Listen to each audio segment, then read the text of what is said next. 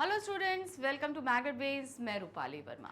Magnet base आपके लिए 100% free education लाता है। यानी कि ऐसा नहीं है कि आपको थोड़ा सा हम फ्री दे रहे हैं बाकी और आपसे बोल रहे हैं कि आप पेमेंट करो। यहाँ पर आप आकर सभी वीडियोस फ्री में दे सकते हैं। कभी हम ऐसा नहीं करते कि आपको 2 वीडियो या 3 वीडियो हमने फ्री दिखाए और उसके बाद हम आपसे बोलें कि नहीं, इसके आगे का वीडियो अगर आपको देखना है तो आपको कुछ पेमेंट करना पड़ेगा या कोई पैकेज लेना पड़ेगा या कोई कूपन लेना पड़ेगा। कुछ नहीं करना है। आप यहाँ पर आएंगे, आप किसी भी क्लास में हैं, कोई भी सब्जेक्ट पढ़ना चाहते हैं, यहाँ पर आकर आप 100% फ्री अपनी सभी समस्याओं का समाधान ले सकते हैं। आपको कुछ भी इसके लिए पेमेंट नहीं करनी है। इवन यहाँ पर आपको जो कंटेंट दिया जाता है वो भी हम लोग बहुत ही अच्छी क्वालिटी का लेकर आते हैं आपके पढ़ाने के लिए, ताकि आपको हर एक चीज़ बहुत अच्छे से डिटेल में समझ में आए। टीचर्स बहुत एफर्ट्स के साथ आपको समझाते हैं, हर एक चीज़ को डिटेलिंग के साथ आपको समझाया जा रहा है।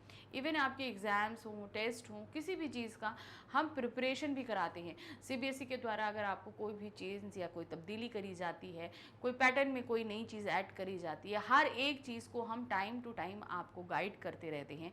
उस चेंज पैटर्न पे भी आपके लिए हम वीडियोज़ लेकर आते रहते हैं। तो इस तरीके से हम आपके साथ हमेशा साथ रहते हैं कि आपको कोई भी पढ़ाई से संबंधित परेशानी ना हो। तो इस तरीके से हमारे साथ आप इस 100% फ्री एजुकेशन प्लेटफॉर्म का साथ बने रहिए और लाभ उठाते रहिए। आते हैं आज के वीडियो पे। आज का वीडियो है हमारा क्लास 9th हिंदी कोर्स ए के लिए। ध्यान रखिएगा, क्लास 9th में हमारे 2 कोर्स चलते हैं।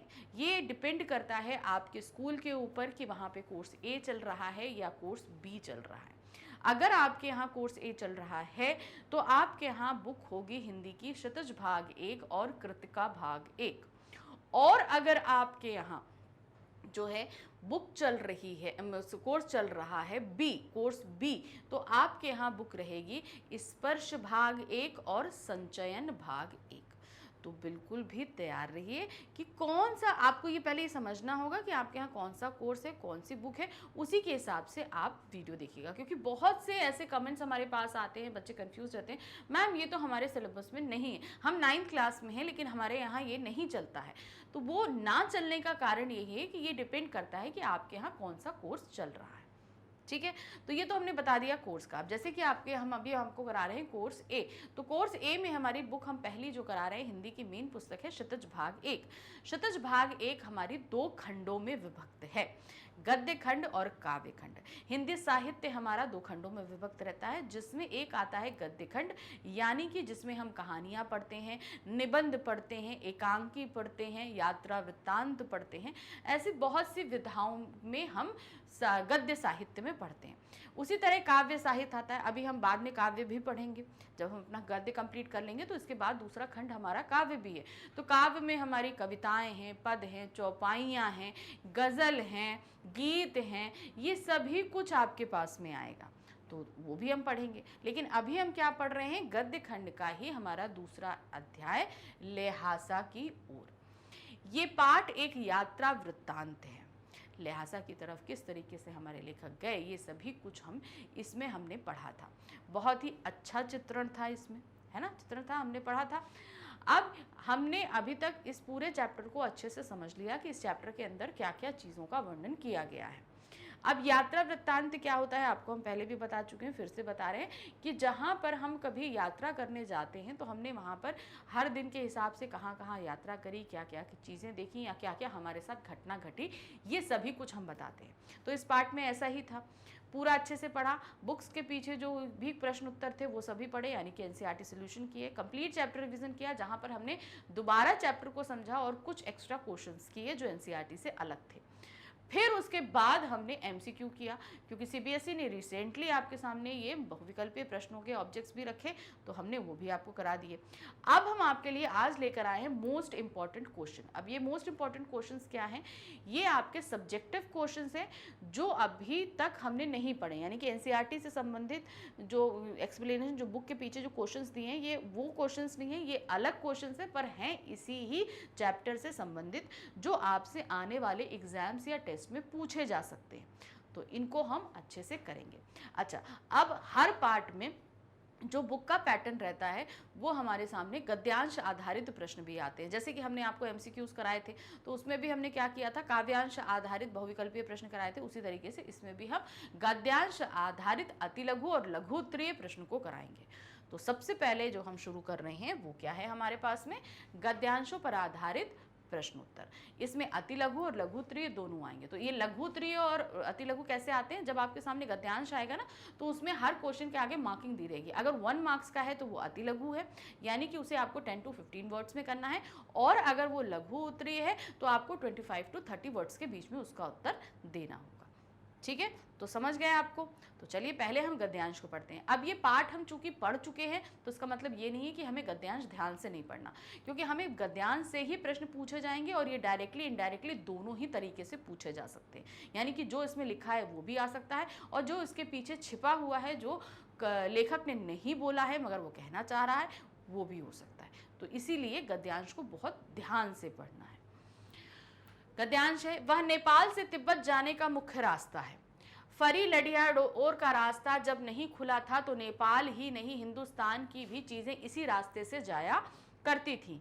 यह व्यापारिक ही नहीं सैनिक रास्ता भी था, इसीलिए जगह जगह फौजी चौकियां और किले बने हुए थे जिनमें कभी चीनी पलटन रहा करती थी। आजकल बहुत से फौजी मकान गिर चुके हैं।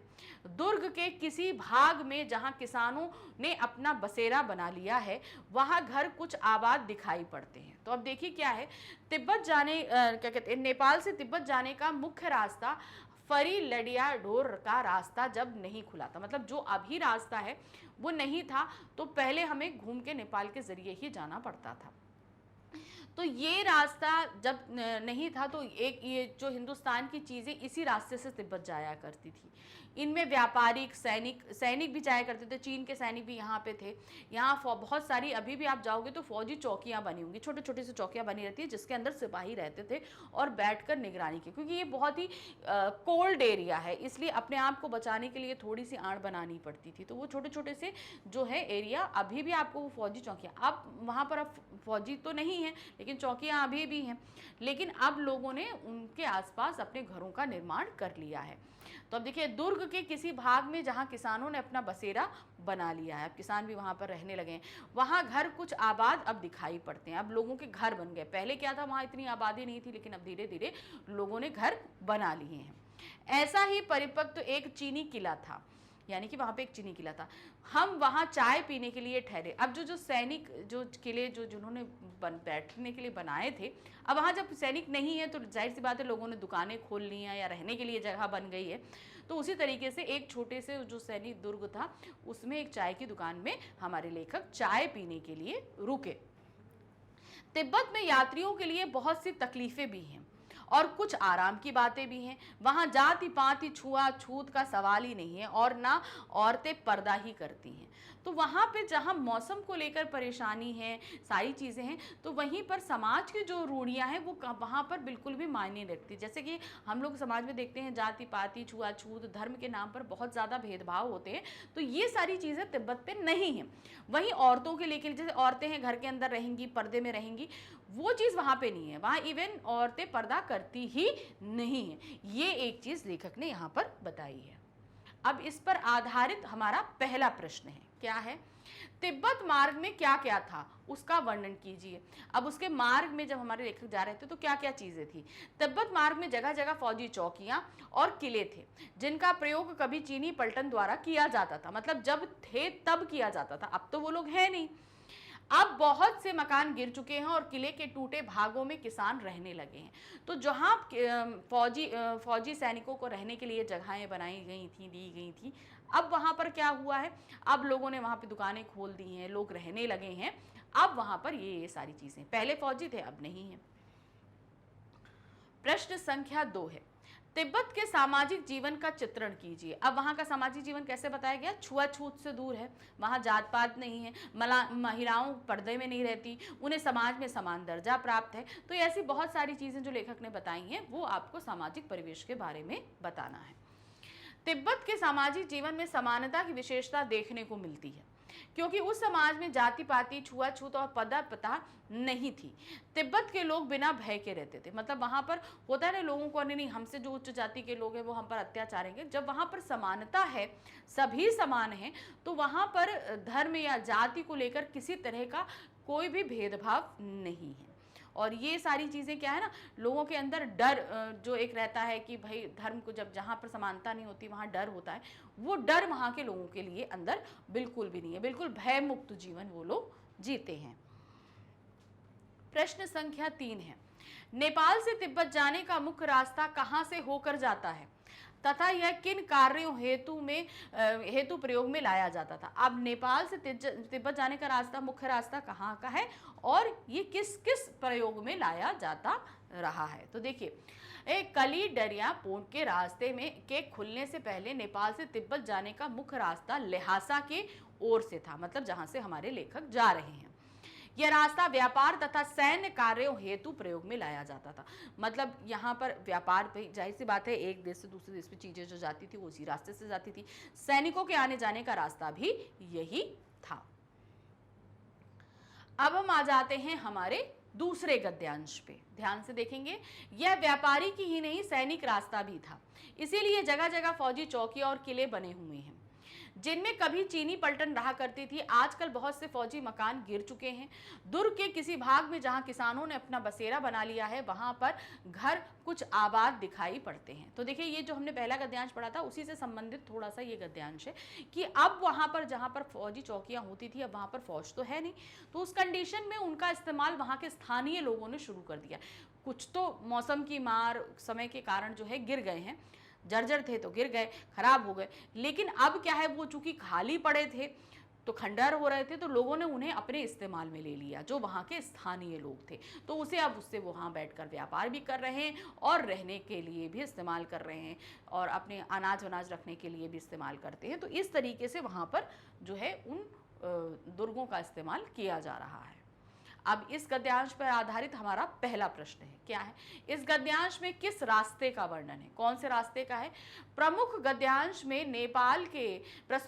नेपाल से तिब्बत जाने के मुख्य रास्ते का वर्णन किया गया है। फरी कलिया डोपोट का रास्ता खुलने से पहले इसी रास्ते यानी कि ल्हासा के रास्ते नेपाल के साथ साथ हिंदुस्तान की चीजें भी तिब्बत जाया करती थी। तो ये वो रास्ता है जो अभी जो प्रेजेंट रास्ता है उससे पहले वाले रास्ते की बात हो रही है, जिसको ल्हासा होकर जाती थी। तो एक दूसरे के व्यापारिक इसी से हुआ करता था। प्रश्न संख्या 2 है, उपरोक्त रास्ते के महत्व को रेखांकित कीजिए। अब इसकी इंपॉर्टेंस आपको बतानी है, जो रास्ता है।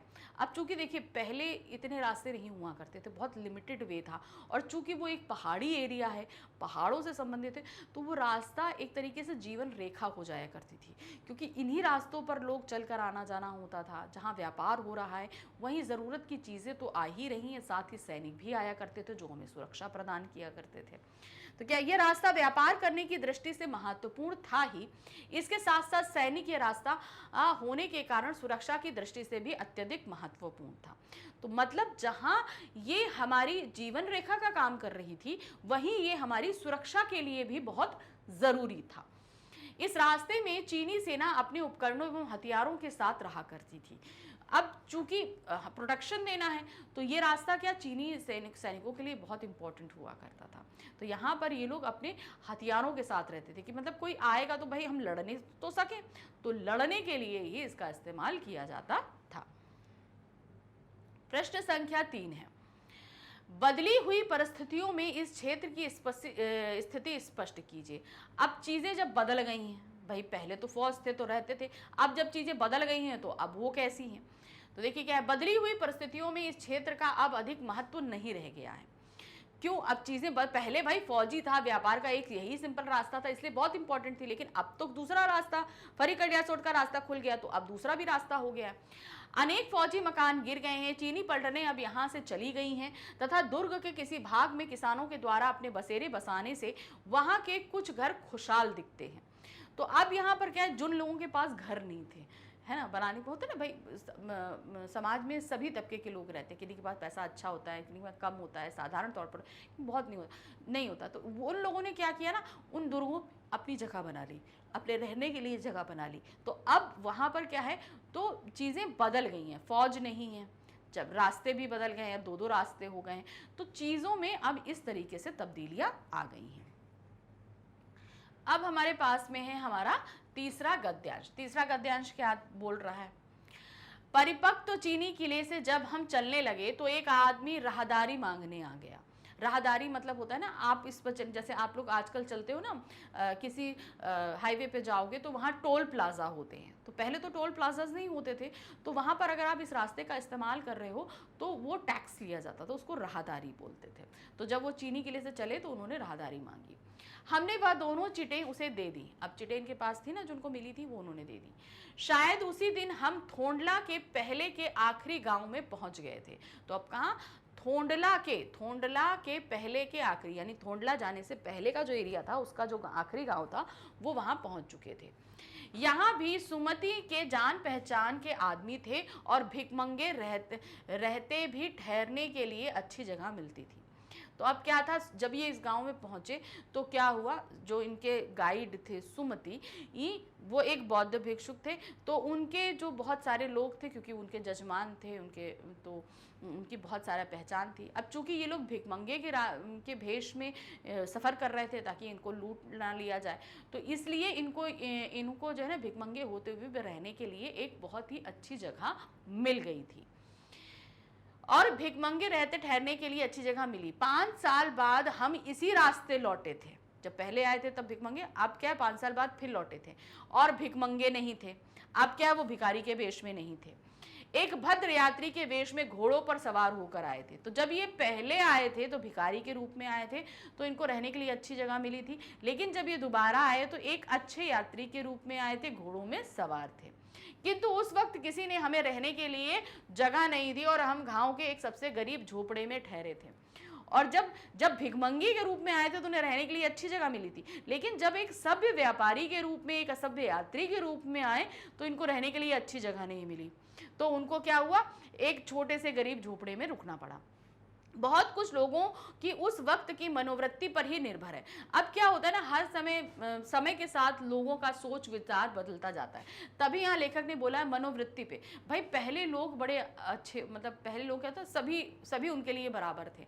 भिखारी आए उसको भी खाना, घर में अगर हम कहते पहले जॉइंट फैमिली रहती थी, 50-50 लोग एक साथ रहते थे, लेकिन अगर घर पे एक दरवाजे पे एक आदमी आ जाए तो उसको बिना खाना पेट भर खाए जाने नहीं देते थे। लेकिन आज क्या है, आज न्यूक्लियर फैमिलीज है, घर में 5-5 लोग रह रहे हैं, लेकिन घर पे भी दरवाजे पे कोई आदमी आएगा तो उसको जाने के लिए नहीं, भैया कुछ नहीं है खाने को जाने। तो ये समय के साथ लोगों के जो विचार बदलते हैं, ये उसका एक परिचायक है कि जब आप भिखारी के रूप में 5 साल पहले आए थे तो तब क्या था, आपको रहने के लिए अच्छी जगह मिली, लेकिन आज 5 साल बाद आप एक अच्छे व्यक्ति के रूप में आए हो, मगर वहां पर लोगों के मन विचार बदल गए हैं और अब आपको रहने के लिए अच्छी जगह नहीं मिल रही है।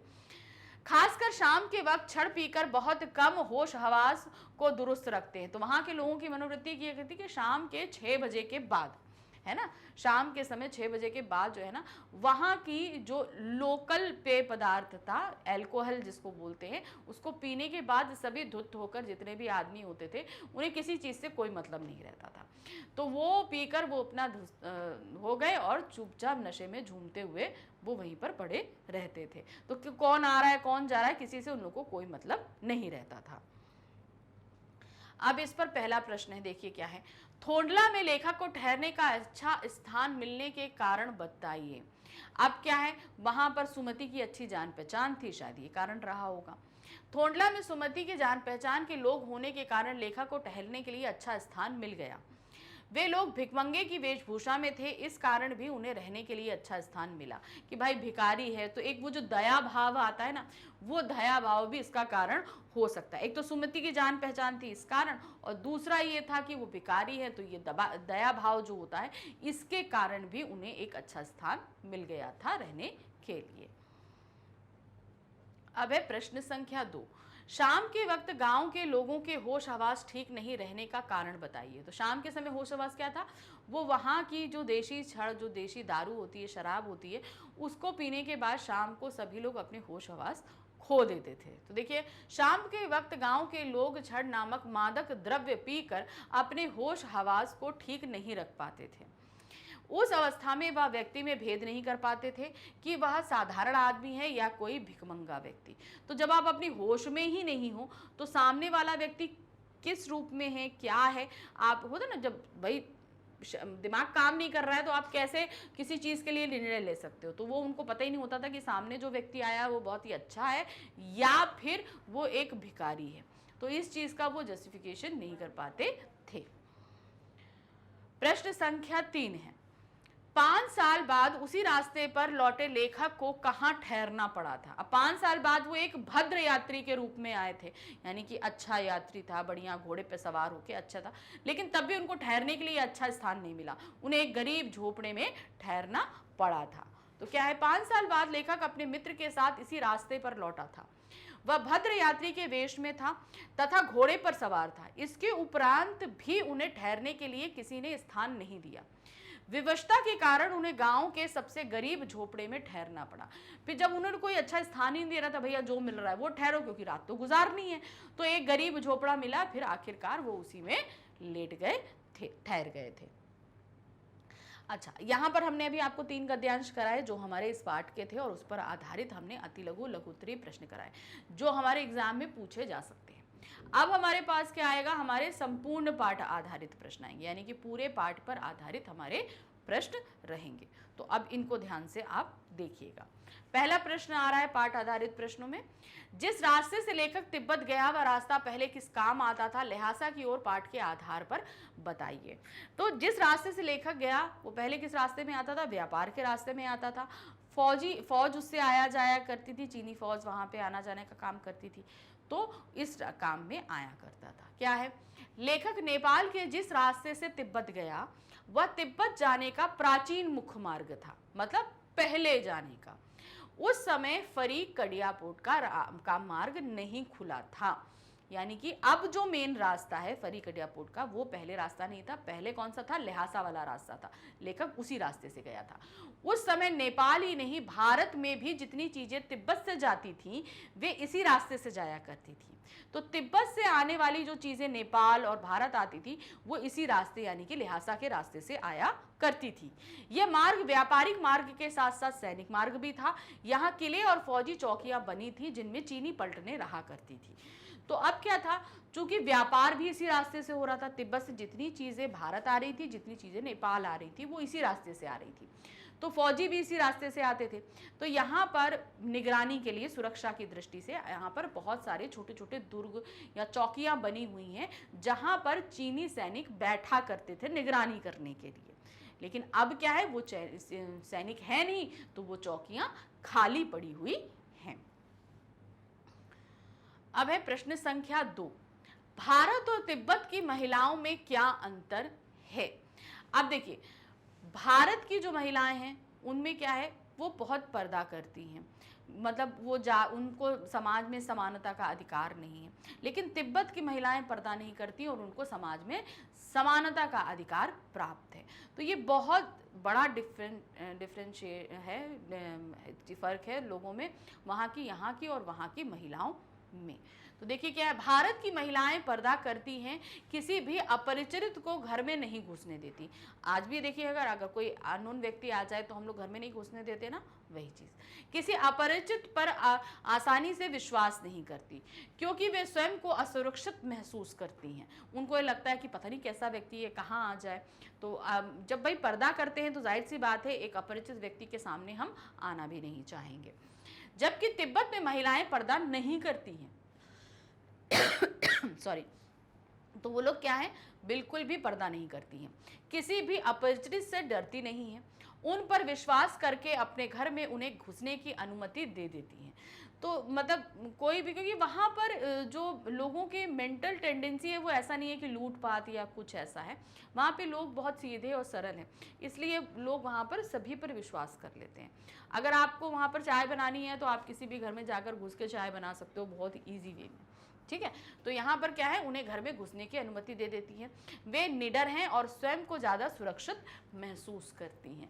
कारण भाई वहाँ का सामाजिक परिवेश ऐसा है कि वहाँ पर महिलाओं को सुरक्षा है। लेकिन भारत में क्या था, भारत में उस समय आतताई आए हुए थे भाई, जो है बाहर से आक्रमणकारी भी आए और अंग्रेज भी आए, तो इस कारण वो जो एक लोगों में महिलाओं में एक असुरक्षा का डर बैठा, जो वहाँ तिब्बत की महिलाओं में नहीं था। तो ये एक बहुत बड़ा जो है समाज का जो ढांचा था उस समय का, उसको उसके कारण ही इतना बड़ा फर्क यहाँ की और वहाँ की महिलाओं में था।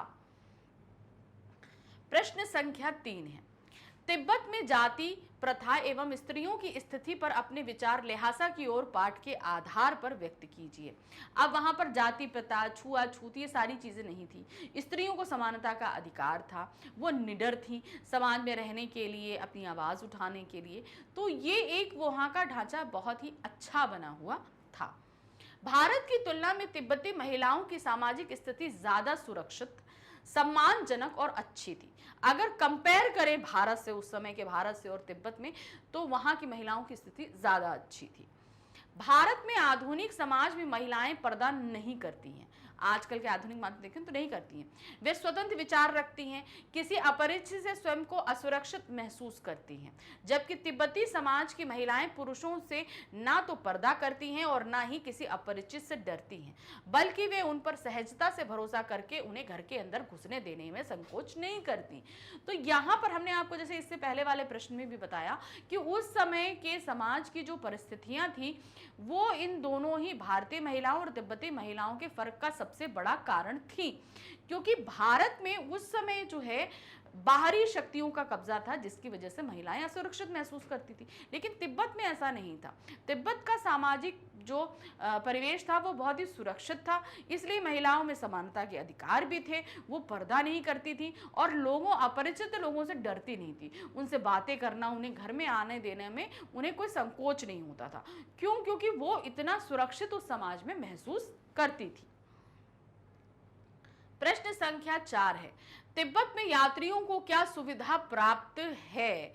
तो अब यहाँ पर क्या था कि वहां पर क्या था, जैसे आप वहां जगह जगह चाय तो आपको मिल जाती है, लोग बना के दे देते, लेकिन अगर चाय आप अपनी मन की पीना चाहते हैं तो आप किसी के घर में भी जाकर अपना कुछ सामान देकर चाय बनवा सकते हैं, और अगर आप चाहें तो वहां खुद भी अपनी चाय बना सकते हैं। तो इतनी फैसिलिटीज वहां के लोगों के घरों में यात्रियों को थी।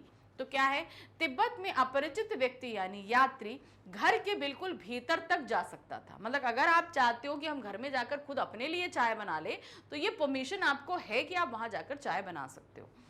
उन पर किसी को कोई शक या उनसे किसी को कोई डर नहीं होता है। घर की बहू या सास को चाय देकर उनसे दूध के रंग वाली चाय बनवाई जा सकती है। कि आप चाहो तो घर की कोई लेडी है या बहू है तो उसको आप बोल सकते हो कि मुझे इतनी ऐसी चाय बना दो, तो वो बना देती हैं। स्वयं भी जाकर अपनी चाय बना जा सकती है। यात्रियों को चाय पीने के लिए किसी दुकान या होटल को खोजने की आवश्यकता नहीं थी। यानी कि अगर आपका मन कर रहा है भाई हमें चाय पीनी है, तो आप किसी भी घर में जाकर रिक्वेस्ट कर सकते हो कि प्लीज मुझे एक कप चाय बना दो, तो वहां की महिलाएं चाय बना देती थी। और अगर आप ये चाहो कि भाई ठीक है हम अपनी चाय खुद बनाना चाहते हैं, तो इसकी परमिशन थी कि जाइए आप किचन में जाकर अपनी चाय बना सकते हैं। तो इतनी जो है वहां पर लोगों को फैसिलिटीज अवेलेबल थी, जो यात्री जो खास तौर से आते थे। क्योंकि अब तो भाई अब इतने आधुनिक समय में भाई सब कुछ कमर्शियल हो गया है, बहुत सारी शॉप्स हो गई, आप पी सकते हैं, लेकिन ये हम बहुत पहले समय की बात आपको बता रहे हैं। नेक्स्ट क्वेश्चन है क्वेश्चन नंबर 5, तिब्बत में सबसे खतरनाक जगह कौन सी है? अब यहाँ पर जो लेखक ने बताया, देखिए पहाड़ी एरिया में बहुत सारी ऐसी जगह होती हैं जो खतरनाक है, लेकिन वो तो भाई चलिए भौगोलिक परिदृश्य की वजह से खतरनाक है। लेकिन लेखक ने एक जगह बताई है डांडे, जो वहाँ के जो लुटेरे हैं उनके कारण जो है वो बहुत खतरनाक है। तो देखिए क्या है, तिब्बत में सबसे खतरनाक जगह डांडे है। यह 16-17 हजार फीट की ऊंचाई पर है। यह जगह निर्जन है, दूर दूर तक कोई गांव नहीं है। पहाड़ और नदी के मोड़ पर स्थित होने के कारण डाकुओं के लिए यह स्थान सुरक्षित है। यहाँ ना तो पुलिस व्यवस्था है और ना ही कानून व्यवस्था। यहाँ हत्या हो जाने पर किसी को कुछ पता नहीं चलता। तो मतलब देखिए, एक तो वहाँ पे जनसंख्या बहुत कम, ठीक है, और दूसरा पहाड़ी एरिया होने की वजह से आने जाने का रास्ता, 16-17 हजार फीट की ऊंचाई पर जगह होना, यानी कि बहुत ही दुर्गम एरिया, एक्सट्रीम कंडीशंस होंगी वेदर की, और जगह उस समय देखिए रास्ते भी नहीं इतने अच्छे होते थे। तो अब वो रास्ता ऐसा था कि मतलब आप एक वहाँ पे लोगों के, वहाँ पे गांव नहीं है, बहुत दूर दूर तक रिहायशी नहीं है, तो वहाँ पे जो यात्री होते थे उनको लूटने का लिए ये सबसे परफेक्ट जगह होती थी। क्योंकि आप वहाँ पर डाकू क्या करते थे, वो आपको पहले मार देंगे और फिर आपके पास देखेंगे कि जगह चीज़ें हैं कि नहीं है जो उनके लिए इस्तेमाल की। तो वहाँ पर जो है ना लोगों को बहुत डर रहता था इन डाकुओं का, क्योंकि वहाँ पे इतना आबादी नहीं होने की वजह से पुलिस भी इतनी निगरानी नहीं कर सकती, सब कुछ नहीं हो सकता। दूसरा, वहाँ हथियार को लेकर भी कोई प्रबंध नहीं था कि कोई कानून व्यवस्था हो। तो इस तरीके से ऐसे बहुत सारी चीज़ें थी जिनके कारण से ये डांडे जो है वो बहुत ही खतरनाक जगह, जहाँ एक वजह से वो भौगोलिक स्थिति की वजह से खतरनाक था, वेदर की वजह से खतरनाक था, तो वहीं पर वहाँ रिहायशी नहीं होने के कारण डाकू बहुत ज़्यादा थे, तो इसलिए भी खतरनाक था। तो ये कई कारण थे उस एरिया के खतरनाक होने के। प्रश्न संख्या 6 है, तिब्बत में लोग बंदूक या पिस्तौल को लाठी की तरह लेकर घूमते थे, कथन के अभिप्राय को स्पष्ट कीजिए। तो हमने बताया ना कि वहाँ कानून व्यवस्था, क्योंकि इतना दूर दूर में कानून व्यवस्था अच्छी नहीं थी, और हथियार को लेकर कोई जो है वो कानून नहीं था, तो लोग वहाँ पर जो है ना, जैसे हम लोग गांव में आप देखते हैं कि लोग लाठी लेकर घूमते हैं, वहाँ पे लोग हथियार लेकर। अब हथियार लेकर घूमने का था कि डाकुओं से अपनी सुरक्षा कर सकें। क्यों? क्योंकि वहाँ पे इस चीज़ का बहुत डर था, इसलिए सभी जैसे लोग अपने पास लाठी रखते हैं, वैसे उसी तरीके से ये लोग वहाँ पर अपने लिए हथियार लेकर घूमते थे, वो भी अपनी स्वयं के, अपने परिवार की रक्षा के लिए।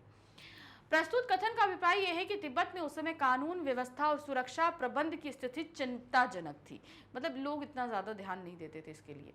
हथियार रखने के संबंध में भी कोई कानून नहीं था कि अब जैसे होता है ना कि अब आपको हथियार रखना है तो आपको उसके बाद लाइसेंस होना चाहिए, और किसी के पास ये हथियार जैसे बहुत बड़ा हथियार है, हर व्यक्ति नहीं रख सकता, लेकिन ऐसा कोई वहाँ कानून नहीं था। सरकार खुफिया विभाग और पुलिस पर अधिक खर्च नहीं करती थी, हम पहले के समय बता रहे हैं, इसलिए लोग बंदूक या पिस्तौल लेकर घूमते थे। यहाँ डाकू लुटेरों का आतंक था, पहले वे आदमी को मारते, उसके बाद लूटते थे। मरने वाले का कोई गवाह नहीं होता था, इसलिए खूनी को सजा भी नहीं मिलती थी। अब क्या होता था, वहां पर आपने देखा कोई यात्री है, कोई आदमी है, तो डाकू क्या आते थे, पहले उसको मार देते थे और फिर उसका सामान लेते थे। भाई पहले आता ना आदमी, लाओ पहले सामान निकालो, सामान निकालो, वहां वो नहीं होता था, पहले मार दिया फिर उसके बाद देखा सामान क्या है। अब उसको मार देने के बाद, अब चूंकि वो एकदम निर्जन एरिया था, वहां ज्यादा लोग नहीं थे, आबादी नहीं थी, तो वहां पर क्या है ना, उस खून का कोई गवाही नहीं होता था कि भाई कोई क्या गवाही देगा इस चीज की कि इस फला व्यक्ति ने इसको मारा। तो इसलिए वहां पर लोग अपनी सुरक्षा के लिए जो है वो हथियार रखते थे, जैसे कि कोई अपने पास लाठी लेकर घूमता है उस तरीके से। प्रश्न संख्या 7 है, लेखक ने तिब्बत यात्रा किस वेश में की और क्यों की? तो लेखक ने उस समय किस में, भिखमंगे के वेश में की थी। तो देखिए क्या, तत्कालीन समाज में भारतीयों को तिब्बत की यात्रा की अनुमति न होने के कारण लेखक ने भिखमंगे के वेश में यात्रा की। तो जिस समय हमारे लेखक ने यात्रा करी थी उस समय भारतीयों को तिब्बत जाने की अनुमति नहीं थी, वो क्या करते थे, वो तिब्बत नहीं जा सकते थे वहाँ पर। तो अब हमारे लेखक यात्रा करना चाहते थे, इसलिए उन्होंने कहा कि अगर हम एक भिखारी का रूप धारण कर लेंगे तो हमसे कोई कुछ मांगेगा नहीं। भाई होता है ना, कागज मांगना है, कुछ करना है, तो अगर हम एक भिखारी के रूप में यात्रा करेंगे तो हम जो है वो बहुत ही आसानी से यात्रा कर लेंगे, इसलिए उन्होंने एक भिखमंगे के रूप में यात्रा करी थी। भिखमंगे का तात्पर्य होता है भिखारी के रूप में। दूसरे लेखक को भिखमंगे के वेश में यात्रा इसलिए करनी पड़ी क्योंकि भिखमंगों के पास लूटे जाने योग्य कुछ नहीं होता। अब जैसे कि हमने बताया, डांडे के पास अगर आप जाते हो तो वहां पर क्या होगा ना, आपको वहां लुटेरे लूट सकते हैं, लेकिन अब उनके भिखारी के रूप में अगर यात्रा करेंगे तो जाहिर सी बात है कि सामने से अगर लुटेरे आएंगे, अरे यार ये तो भिखारी है, इसको हम क्या लूटें, तो उनसे बचने के लिए भी उन्होंने एक भिखारी का रूप धारण किया था। डाकू भिखमंगा समझकर इन्हें आसानी से छोड़ देते थे। लेखक ने वहां के डाकुओं से सुरक्षित रहने का यह उपाय निकाला कि मतलब हम यात्रा करना चाहते हैं, एक तो हमको वहां घुसने देने के लिए, परमिशन के लिए भिखारी का रूप धारण किया, फिर वहां के डाकुओं से बचने के लिए उन्होंने बोला कि तो ये एक तरीका उनको अच्छा लगा कि हम अगर भिखारी के रूप में आ जाते हैं तो हम डाकुओं से भी बचे रहेंगे और सुरक्षित जो है वो यात्रा भी कर लेंगे।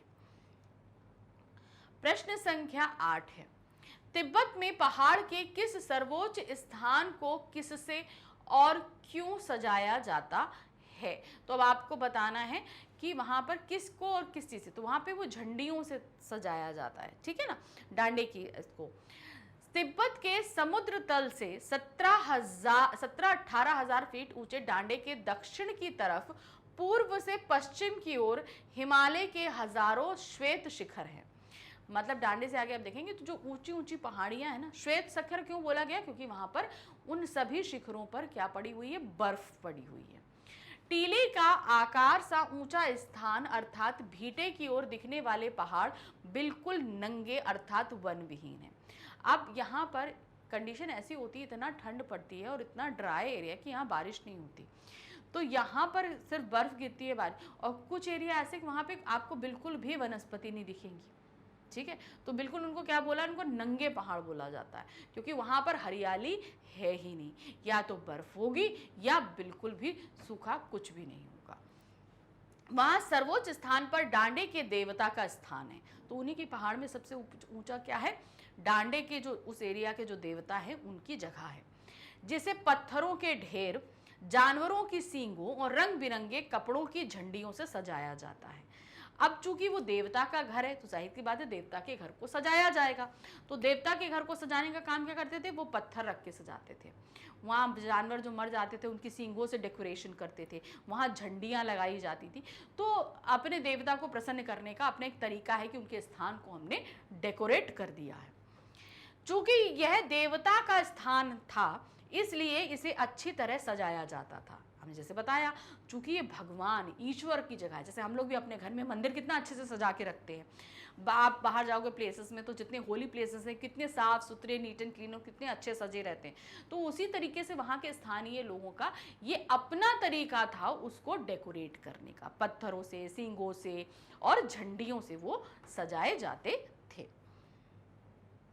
प्रश्न संख्या 9 है, सुमति के गुस्सा होने का क्या कारण था? अब हमारे जो लेखक थे वो रास्ता भटक गए थे ना, अब उन्होंने क्या किया? वो पहले उनका घोड़ा तेज चलता था सुमति का, तो वो चला गए। एक तो हमारे लेखक का घोड़ा जो है वो धीमे भी चलता था और दूसरा वो रास्ता भटक गए थे, जिसकी वजह से उन्हें पहुंचने में बहुत देर लगी। इसी वजह से सुमति गुस्सा हो गए थे, क्योंकि उन्हें बार बार चाय को गर्म करवाना पड़ रहा था। क्या है, लेखक को सुमति के पास पहुंचने में देर हो गई थी। उधर सुमति काफी देर से लेखक का इंतजार कर रहा था। उसने 2 टोकरी कंडे जला डाले तथा 3 बार चाय गर्म करी। इंतजार करते करते इतने सारे, भाई ठंडक होती है तो आग तो जलानी पड़ेगी, तो वो 2 टोकरी कंडे उन्होंने जला डाले, कई बार चाय गर्म कर ली। इसी कारण सुमति को गुस्सा आया था, परंतु सुमति को जितनी जल्दी गुस्सा आता था उतनी ही जल्दी वह ठंडा भी हो जाता था। तो अब लेखक देर से क्यों पहुंचे? क्योंकि वो रास्ता भटक गए थे और उनका घोड़ा भी धीमा था। फिर और वहां पर क्या हुआ? अब चूंकि सुमति पहले पहुंच गए तो अब उनको इंतजार करना पड़ा लेखक का। अब लेखक इंतजार करते करते उनको कई बार चाय गर्म करनी पड़ी, कंडे इतने सारे, इतना टाइम उनको वेट करना पड़ा, इसलिए वो गुस्सा हो गए थे। लेकिन सुमति का गुस्सा वही था, जितनी जल्दी दूध में उबाल आता है उतनी जल्दी शांत होता है, तो उसी तरीके से जैसे उनको गुस्सा आया था उतनी ही जल्दी वो शांत भी हो गया था। प्रश्न संख्या 10 है, ल्हासा की ओर पाठ के लेखक के अनुसार तिब्बत की जागीर व्यवस्था किस प्रकार की थी? अब वहां के जागीरदारों में जो जिस तरीके से व्यवस्था आपको बताई गई है वो यहाँ आप मेंशन करोगे। देखिए क्या है, लेखक के अनुसार तिब्बत की सारी जमीन वहां के छोटे बड़े जागीरदारों में बटी हुई थी। मतलब जमीन है तो वहां पे कुछ लोगों को कि भाई इतना एरिया आपका है, इतना ही है, तो थोड़े छोटे मोटे जो ज़्यादा बड़े जागीरदार होते थे उनके पास ज़्यादा ज़मीन होती थी, जो छोटे होते थे उनके पास कम ज़मीन हुआ करती थी। इन जागीरों का एक बड़ा हिस्सा मठों यानी बिहारों के अधिकार में था। अब जो जागीरदार हुआ करते थे उनके अधिकार में जितनी ज़मीनें होती थी उसका आप समझ लो 90%, 80 to 90% जो है वो वहाँ के बौद्ध मठों या बिहारों के अधीन रहती थी। मतलब वहाँ की उपज किनको जाती थी? मठों में जाती थी। ये जागीरदार खेतों में मजदूरों से बेगार कराते, खेती का प्रबंध किसी बौद्ध भिक्षु के हाथ में होता था जिसकी स्थिति राजाओं जैसी होती थी। अब इसको ऐसे देखिए कि भाई एक जागीरदार है, उसके पास बहुत सारी ज़मीन है, उसके अंडर में है। अब उसके अंडर में जितनी भी ज़मीन है उसका 80 to 90% हिस्सा किसके पास रहता था? मठों के पास, बौद्ध मठों के पास रहता था। अब इन जागीरदारों का काम क्या होता था? इन जमीनों पर काम करने के लिए मजदूरों को का प्रबंध करना। अब इन पे जो मजदूर काम करते थे वे बेगारी करते थे। बेगारी मतलब वो जो काम करेंगे उसके लिए उनको कोई भी धन प्राप्त नहीं होगा। अब इसका कारण क्या था? चूंकि ये जमीन बौद्धों की हुआ करती थी तो ये एक ईश्वर माने जाते हैं, तो इसलिए उन पर काम करने वाले लोग श्रद्धा से काम कर दिया करते थे, इसलिए इसको बेगारी कहा जाता था। अब जो इस पे फसल है, इनकी जो निगरानी करने का काम है वो कौन करते थे? वो बौद्ध भिक्षु किया करते थे। और उनकी कंडीशन कैसी होती थी? जो बौद्ध भिक्षु जिन जागीरों की देखभाल किया करते थे वो एक राजाओं की तरह हुआ करते थे, क्योंकि उनके कहे अनुसार ही सारे काम किए जाते थे। जैसे होता है ना, राजा अगर कोई आदेश दे दे तो वही काम होना है, उसी तरह बौद्ध भिक्षु अगर बोल दे कि इस जमीन का फला व्यक्ति ये उपज करेगा तो ये जिम्मेदारी उसी की हो जाया करती थी और उसकी बात को कोई काट नहीं सकता था, इसीलिए उसको राजाओं जैसी पदवी बोली गई है। प्रश्न संख्या 11 है, नमसे कौन थे? इनके चरित्र की क्या विशेषता थी? नमसे एक बौद्ध भिक्षु थे जिनसे हमारे लेखक मिले थे। तो देखिए क्या है, नमसे एक बौद्ध भिक्षु थे, वे शेखर विहार नामक जागीर के प्रमुख थे। तो हमने बताया ना, बौद्ध भिक्षु जो है वो जागीरों की देखभाल किया करते थे। तो जो है शेखर विहार नाम का एक जागीर का टुकड़ा था जिसके वो भिक्षु थे। इस कारण उनका बहुत मान सम्मान था। वे बड़े भद्र पुरुष थे। वे लेखक से बड़े प्रेम से मिले, जबकि उस समय लेखक की वेशभूषा एक भिखमंगे की जैसी थी। तो वो एक बौद्ध भिक्षु थे, तो एक राजाओं जैसा उनका औरा था, मतलब वो एक राजा की पदवी पे थे। अब चूंकि उनका वो खुद भी बाई नेचर, अब ऐसा नहीं कि राजा थे तो क्रूर होंगे, ऐसा नहीं था। वो एक बौद्ध भिक्षु थे तो एक तरीके से ईश्वर के बहुत करीब थे, तो जाहिर सी बात है भगवान बुद्ध जैसे जो उनके विचार है, जो उनकी सोच है, वो उनके अंदर होगी। तो वही चीज़ उनके अंदर थी। तो बहुत ही अच्छे नम्र स्वभाव के सभ्य व्यक्ति वो थे। लेखक जब उनसे मिले तो वो खुद एक भिखमंगे के रूप में थे। कौन? लेखक हमारे भिखमंगे के रूप में यात्रा कर रहे थे ना, तो भिखमंगे के रूप में थे।